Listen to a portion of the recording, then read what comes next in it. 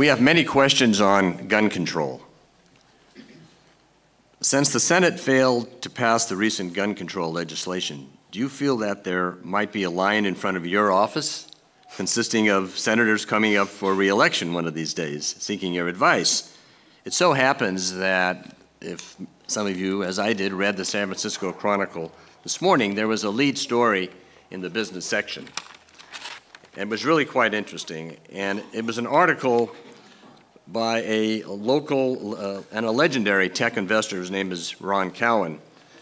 And he is giving notice to dozens of U.S. senators. It turns out there's, I think, at least 40, maybe a few more, who rejected expanded background checks on firearm sales in spite of what apparently is overwhelming public opinion in support of the measure.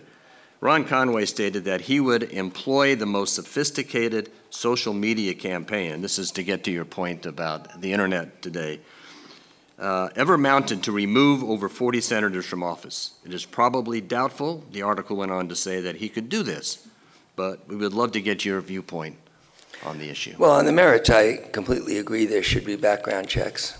I have a lot of company, 80% of the American people. You don't get 80% in any poll. Motherhood and apple pie would have 20% dissenting. Republicans, NRA members, conservatives support background checks. So on the merits, the gentleman's entitled to hold people accountable who he disagrees with on such an important issue as gun control.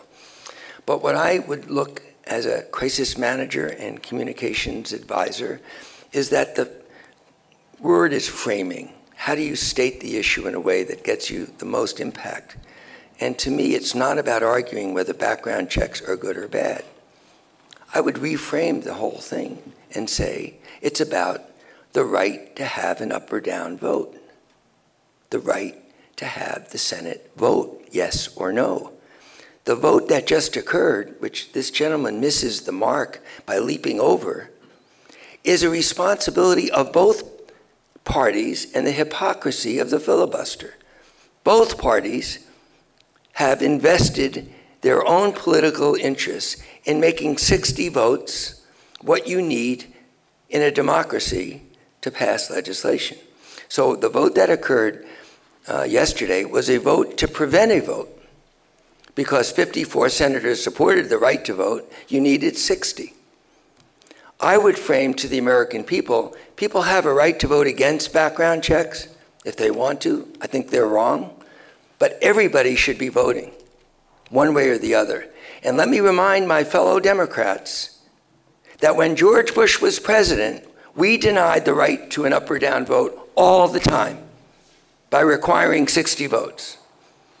Many times about judicial nominees, and everybody says, well, that's different. No, it isn't.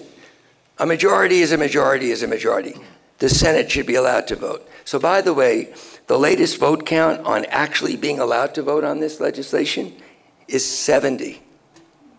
So 54, it wasn't enough to allow that 70 to vote. That's the way I would frame the issue. And then I think you'd get much more traction with even people who are afraid of background checks for privacy reasons or NRA members, because even they would say there should be an up or down vote, and let's see what happens.